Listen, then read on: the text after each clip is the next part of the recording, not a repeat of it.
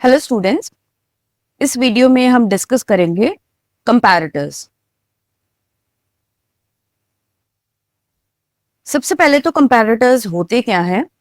The basic function of a comparator is to compare the magnitudes of two binary quantities. तो हम दो binary quantities को यहाँ पे कंपेयर करेंगे to determine the relationship of those quantities. तो क्या रिलेशनशिप हम यहाँ पर आइडेंटिफाई करेंगे, क्या वो इक्वल है एक दूसरे के नहीं है, और अगर इक्वल नहीं है तो कौन सी हमारे पास जो बाइनरी क्वांटिटी है वो ग्रेटर है, स्मॉलर है।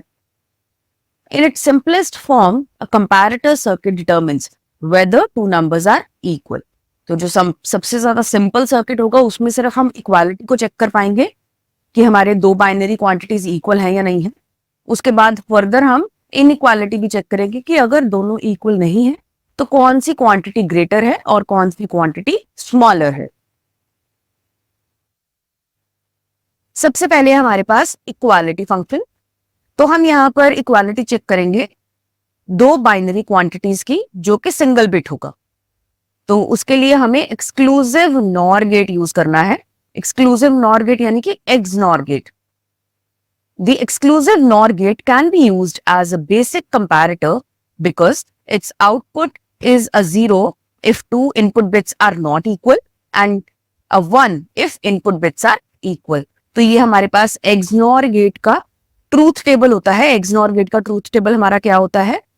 जब हमारे पास 0 0 होता है तो आउटपुट 1 होता है, 1 0 0, 0 1 0 और 1 1 1। तो हमने यहाँ पर एक कंक्लूजन यहाँ पर सेट कर दिया है कि अगर मेरी जो दोनों इनपुट बिट्स हैं, यहाँ पर देखो ये वाला केस है और ये वाला केस है, तो जब मेरी दोनों इनपुट बिट्स जो है वो इक्वल है तो मेरा आउटपुट जो है 1 है, और जब वो मेरी इनपुट बिट्स जो है वो अनइक्वल है तो आउटपुट हमारा क्या होगा? 0। तो इससे हम इक्वालिटी चेक कर सकते हैं अपने दो बाइनरी क्वांटिटीज की, वेदर दे आर इक्वल और नॉट। ये हमारे पास है सेकंड हमारा जो इक्वालिटी फंक्शन है। तो सेकंड इक्वालिटी में हम यहाँ पर 2 बिट बाइनरी नंबर को कंपेयर करेंगे यहाँ पे। तो हमारे पास यहाँ पर 2 बिट जो बाइनरी नंबर्स हैं, एक है हमारे पास A और एक है हमारे पास B। तो A को हमने यहाँ पर दो केसेस में लिख दिया है। यहाँ पर देखिए A1 A0। इसी से हमें जजमेंट हो गई है कि मेरा जो A बाइनरी नंबर है it is having total 2 bits, और सिमिलरली B है हमारे पास B1 B0। तो हमने यहाँ पर अब दो एक्सनॉर गेट्स को यूज करना है और दोनों का आउटपुट जो है हमें वो एंड गेट पे देना है। तो अब होगा क्या? सबसे पहले हमने यहाँ पर कंपेयर करना है A0 B0 को, जो मेरी LSB है। उसके बाद मुझे A1 और B1 इन दोनों को कंपेयर करना है जो कि मेरी MSB है।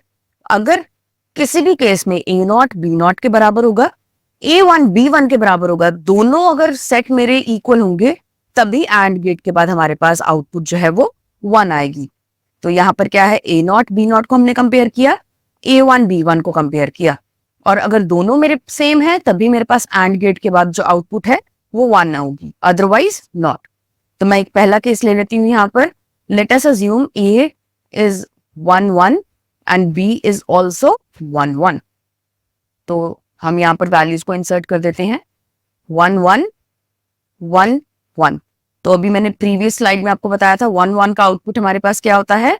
जब सेम इनपुट्स होते हैं तो आउटपुट 1, जब सेम इनपुट्स होते हैं तो output 1, and this is my AND gate. तो 1.1 इज 1।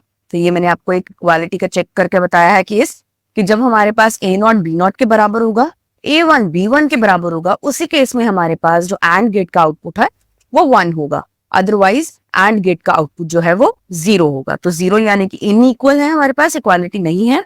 और अगर हमारे पास 1 आता है एंड गेट का आउटपुट, दैट मीन्स जो हमारे दोनों बाइनरी नंबर्स हैं both are equal to each other. बिल्कुल सिमिलरली ये हमारा नेक्स्ट सर्किट है। ये हमारा कंपेयर करेगा 4 बिट्स को। तो हमारे पास दो बाइनरी नंबर्स हैं जिनमें 4 बिट्स हैं। एक है हमारे पास A1 A2 A3 A4 और दूसरी है हमारे पास B1 B2 B3 B4। तो ये इन दोनों को यहाँ पे कंपेयर करेगा। तो जितने भी हमारे पास बिट्स होंगे एक नंबर में, उतने ही हमें एक्सनॉर गेट्स को यहाँ पे यूज करना है।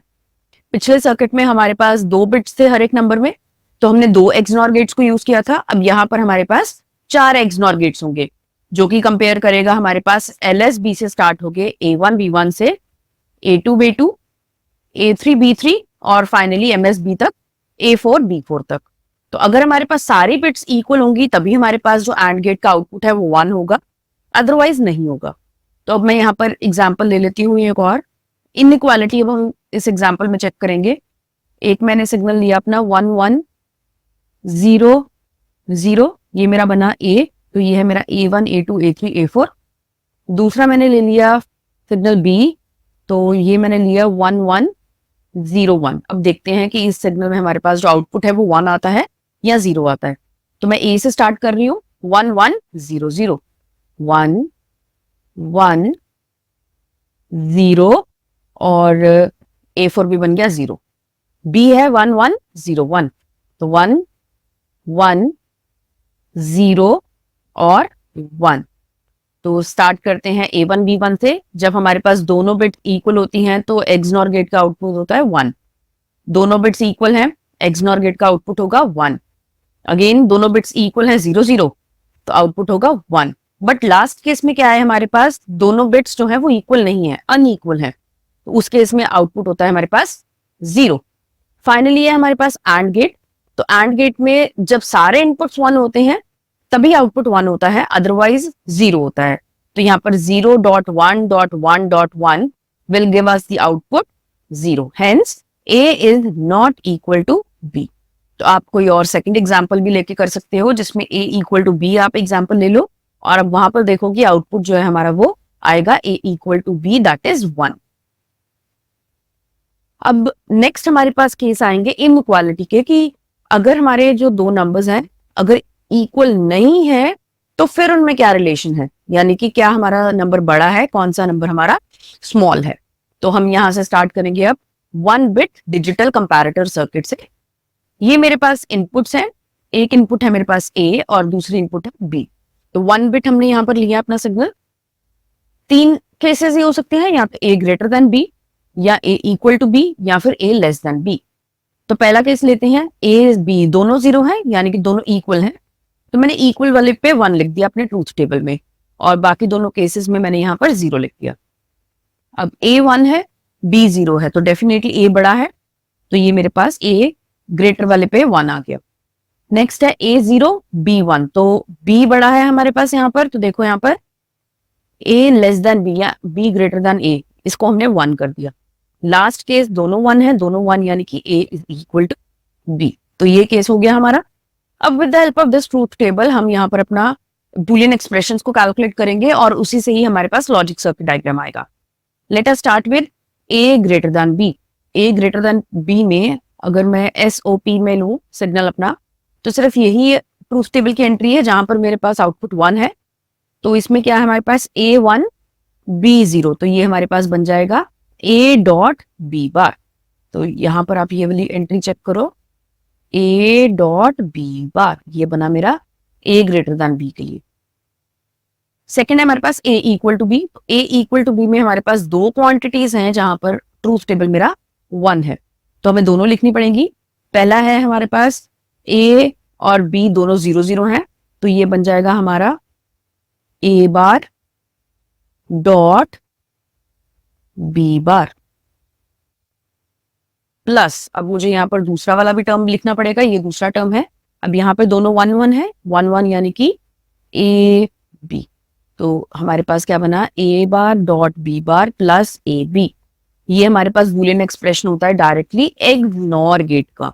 तो चाहो तो आप XNOR गेट लिख दो यहाँ पर डायरेक्टली, या फिर अब यहाँ पर आप चेक करो ये क्या इन्होंने लॉजिक सर्किट डायग्राम हमने यहाँ पर लिखा है, ये हमने XNOR गेट ही लिखा हुआ है, सिर्फ डिफरेंस यहाँ पर ये है कि ये मेरा होता है XNOR A dot B bar plus A bar dot B। तो ये मेरा XOR होता है, XOR को हमने ऊपर पूरा कंप्लीट बार कर दिया तो वो भी XNOR ही बन गया। तो चाहे मैं इस तरह से लिखूं अपना XNOR, चाहे मैं इस तरह से लिखूं, मतलब एक ही है। यहाँ पर हमने सिर्फ जो अपने लॉजिक सर्किट डायग्राम है उसको थोड़ा सिंप्लीफाई करने के लिए XNOR को दूसरी तरह लिखा है, but it is totally up to you, आप किसी भी तरह से इस सिग्नल को लिख सकते हो। अल्टीमेटली आपको लॉजिक सर्किट डायग्राम जो है वो करेक्ट बनाना है। और लास्ट है हमारे पास ए लेस देन बी में, तो इसमें भी एक ही क्वांटिटी है, A0 B1, that is A bar B। तो ये रहा मेरा A बार B। अब हमारा लॉजिक सर्किट डायग्राम आ गया starting with A less than B। तो ये A सिग्नल है, ये B सिग्नल है, ये मेरा नॉट गेट हो गया तो ये बना A बार, ये भी मेरा नॉट गेट हो गया तो ये बना B बार।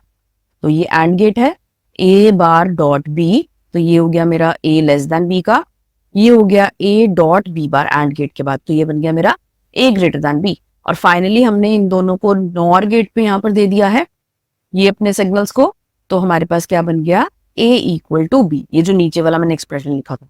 बट आप डायरेक्टली भी एक एक्सनॉर गेट लगा सकते हो जिसमें A और B दो इनपुट्स होंगे, दैट इज ऑल्सो फाइन। अभी जैसे हमने एक अपना इनइक्वालिटी का सर्किट चेक किया है 1 बिट के लिए, बिल्कुल सेम ही मैनर में आप 2 बिट 3 बिट या 4 बिट कुछ भी आप डिजाइन कर सकते हो, जिसमें ट्रूथ टेबल लिखना होगा A इक्वल टू B का, A लेस देन B का और A ग्रेटर देन B का, और आप SOP फॉर्मेट यूज करके उनके लॉजिक सर्किट डायग्राम को डिजाइन कर सकते हो।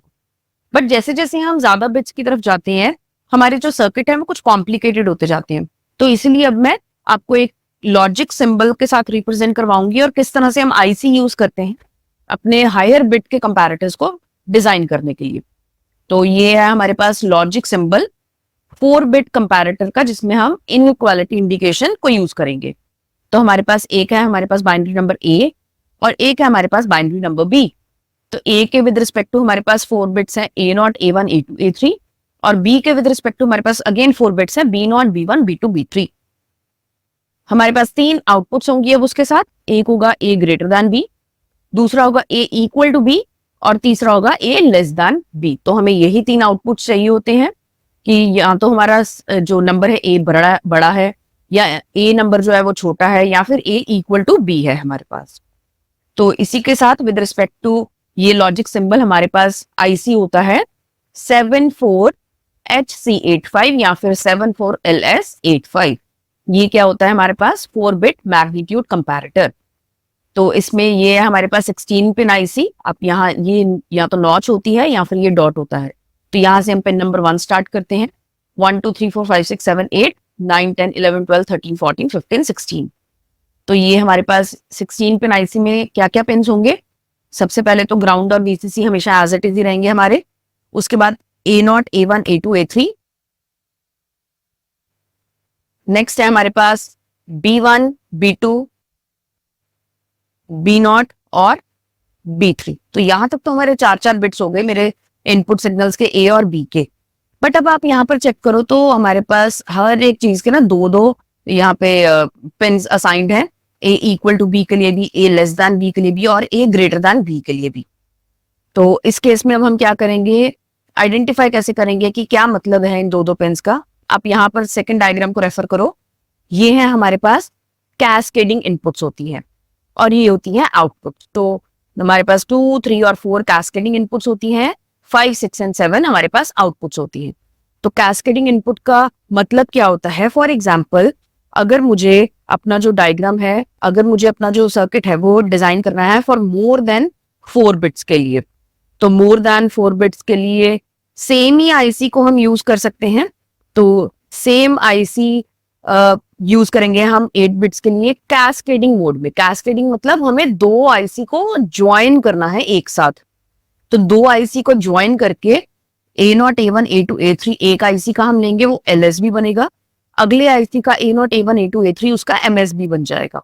इस तरह से मैं 8 बिट 16 बिट कितने भी बिट का अपना मैग्नीट्यूड कंपैरेटर डिजाइन कर सकती हूँ with the help of a single IC, with the help of the same IC, but yes multiple ICs will be used.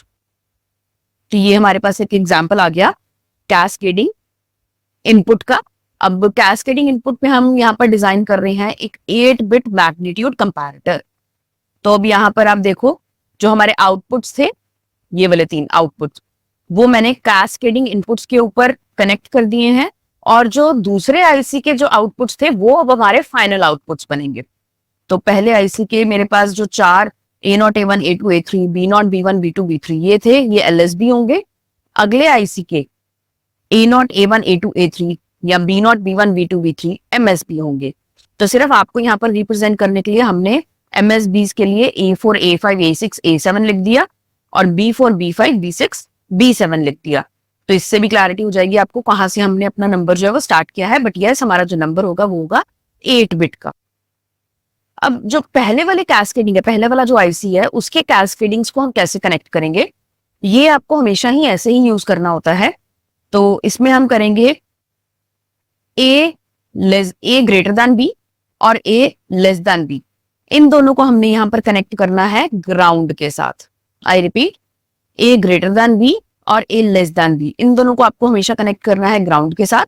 और ए इक्वल टू बी को हमेशा आपको कनेक्ट करना है VCC के साथ। और हम ये क्यों कनेक्ट कर रहे हैं, ये आईसी की ही हमारी स्पेसिफिकेशन है। हमारा जो आईसी है ये 74HC85, ये इसी तरह ही काम करेगा। अगर आपको कैस्केडिंग मोड में यूज करना है तो आपको ग्रेटर देन और लेस देन वालों को ग्राउंड देना होता है और इक्वल टू वालों को VCC देना होता है। तो अगर आपने ये कैस्केडिंग लगा दिया, फर्दर आउटपुट्स को कैस्केडिंग में लगा दिया, और यहां से आपके पास डायरेक्ट आउटपुट्स आ जाएंगे कि या तो मेरा ए ग्रेटर देन बी है, या इक्वल टू बी है, या फिर लेस देन बी है। इसी तरह से अगर आपको फर्दर और भी लगाना है तो आप और आईसी यहाँ पर कैस्केडिंग मोड में यूज कर सकते हो। उससे आपके पास क्या होगा, 12 बिट का आ जाएगा, है ना, 3 बिट का आ जाएगा। आप कितना भी डिजाइन कर सकते हो with the help of cascading mode. तो ये था हमारा लास्ट इनइक्वालिटी का diagram with the help of 74HC85 IC। Thank you so much.